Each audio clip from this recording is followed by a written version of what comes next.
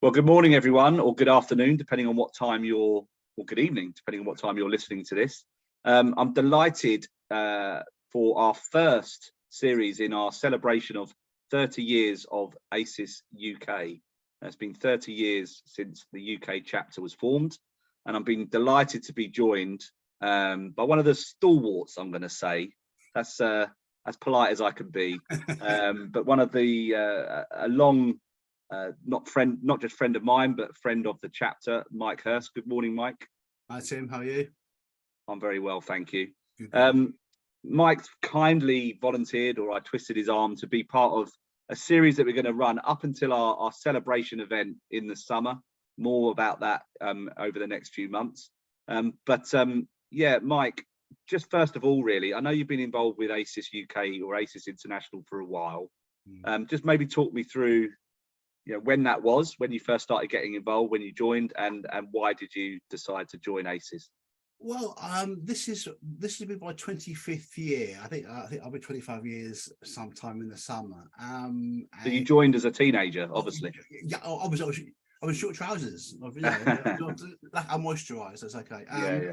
But originally, I had a client who I think had been on the committee as it was then, and said to me, "You really should join ASIS.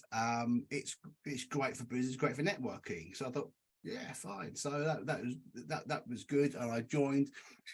And I think it was sort of Bill Wiley or Jeff Whitfield in the chat. So maybe Jeff, and it was he's a bit strange to start with. You don't know anyone, but you stuck with it, and people very welcoming. And I've I think over the years I've put quite a lot in, but I've got a lot out of it as well. I'm still here, and no plans to leave, and I've enjoyed it. Fantastic. I think I share that, really. I mean, I'm 8 or 9 years in now as a member, and getting obviously more involved over the years. And that phrase I say a lot. It's the biggest thing I say to all our members is the more you put in, the more you absolutely get out of it. And I know you echo that over your 25 years of being involved. So there must be some great highlights, some great memories that you've had. Any sort of one or two that stand out for you over 25 years of being an ASIS member? So I've been, I suppose, the early days, we had some really good meetings. Those days, we used to have the 1 meeting a year at the US Embassy in Grosvenor Square. We used to use their cinema, and that was a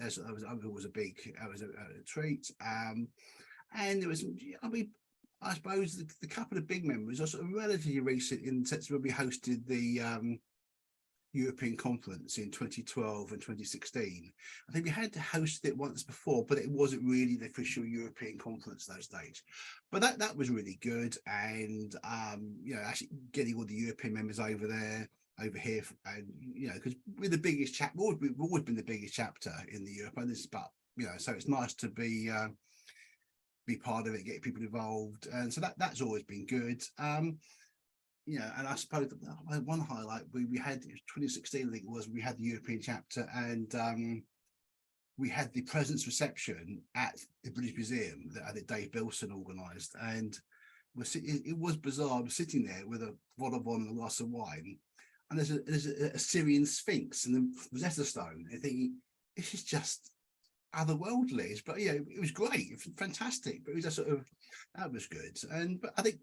And it sounds very cliched, but I think genuinely it's the people you meet over the years, and it's just generally speaking, it's really friendly, engaging, hopefully, and Yeah, no, I agree. I mean, some of the venues that we've been able to have our events at, even in my short time, have been fantastic. They're definitely memories that I cherish. So yeah, absolutely. So you got involved more in the board, and you were, I think, joint vice chair and joint vice chair for a while. Yeah.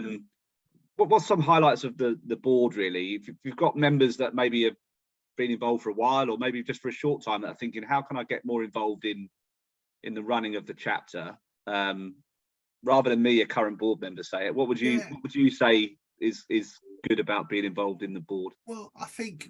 Well, because originally, before we were board, it was a committee for a long time, because before we became incorporated. But I mean, so I started off. I mean, I think my first involvement as a volunteer was they put a call out for someone to man the stand at IFSEC or something. So I went and did a couple of hours at IFSEC, and that was good. That's a great. So that's a good way of getting involved. You meet people, get to engage with people, you get to talk about the chapter and just stuff generally. So that's a really good first step to volunteer to do something. And then I got involved with the newsletter. I was, assistant editor for that. That was really good. We won lots of awards for that over the years. And then,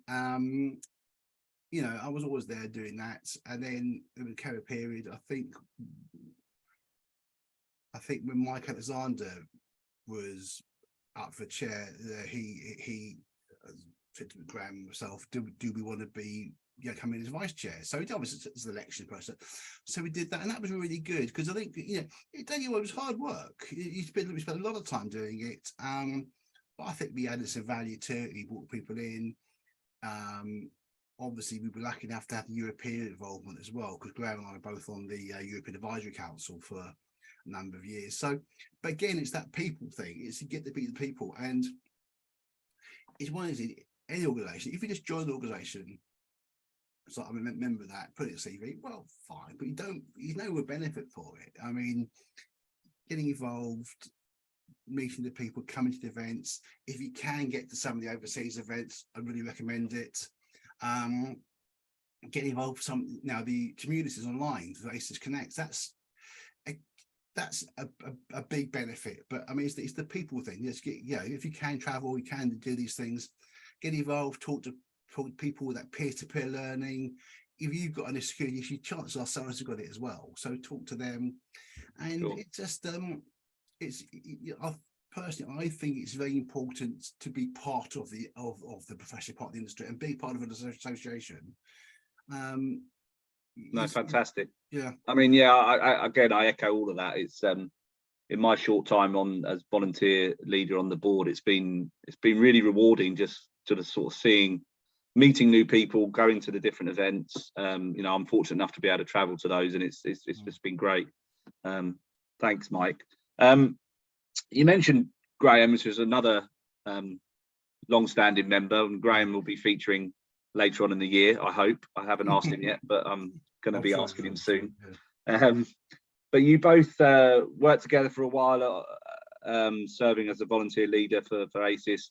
But you were privileged enough to win the Mervyn David Award together, I believe in 2017. Yeah. So maybe can you just briefly explain a bit about that and how that felt, winning such a great award? Well, that was great. I mean, I said there's not many people around now actually still knew Mervyn. I mean, Mervyn was a past chair when I first joined.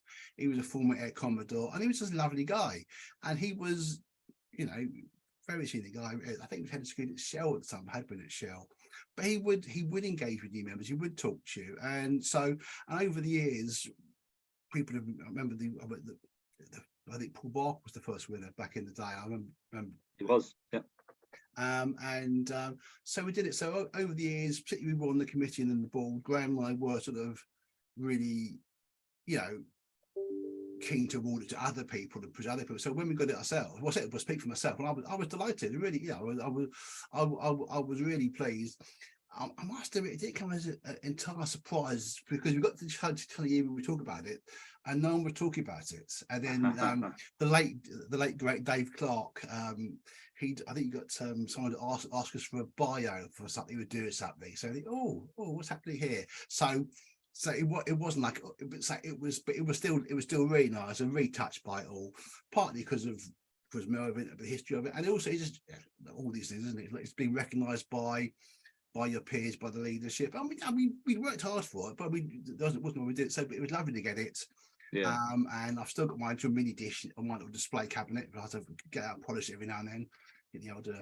Yeah, you can lift that one a little bit easier than the large one. When I first went to collect it, I've felt an enormous sense of responsibility carrying this massive dish around London, but it's very heavy. I had it at home for a long time because grandma would share. So, and it's massive and it's expensive. And so, to be honest, it was for quite a long time hiding behind my sofa for quite a while. You know, I thought, you know, but it was lovely to get it. And really chuffed. And there's been some great winners before and since. So, really, you know, pleased to be part of that group. No, great. Yeah, thoroughly deserved. I guess just to finish off, Mike, because we try and keep these chats at sort of 10 minutes or so, but if there was people watching this online that maybe are not a member yet of ASIS, or ones that have only just joined and are thinking a bit like what you said, a bit confusing at the start of when you first joined, why ASIS? Why would you recommend to either a potential member or a current new member to stick with it? Why join ASIS? Well, for me, I've always found it welcoming. There's great, I mean, there's all the things, the party line thing about the education, the certifications, the networking, which are all absolutely true. But I would say join, be part of it, engage in people, talk to people, volunteer where you can, give time where you can, write articles, help with the stand. If you are able to travel to some of the overseas events, fantastic. It's a very flat, I mean, you know, I've known many of the persons, and you talk to anyone, it's no sort of real hierarchy. Everyone's very friendly, very welcoming, very supportive. And it does build a net. Having that network is so important in a business role, because it's not questioning, no one knows everything, but even, I don't know that, but I know someone who does. And it's so important. I quickly push for time. One time I had a member phone me up and said, do I know any gardening companies in Albania? I go, well, no, of course I don't. But I did know the chairman of what was in the Aegean chapter. So I messaged him. He came back to me and said, fine, I served in the Greek military with someone who now runs a gardening company in Albania. Yeah, I think that global reach for me has been excellent. The conversations I've had, similar ones over the years, with people saying, you know, do you know such and such in country X? And I'm like, I'm afraid I don't. I don't work across the globe at the moment, but actually I do know someone involved with ASIS that is based out there, or I know someone that's involved. So yeah, it's that's been great, connecting people literally across the globe. It is good. So yeah, listen, Mike, I really appreciate your time this morning. I know it's precious. No, I really hope that you're involved for another 25 years. And when we're celebrating maybe the 55th year, we'll be out. It would be great to share a glass of wine with you there as well. But no, look forward to seeing you soon, and have a great rest of the day. Thanks, Tim. Cheers.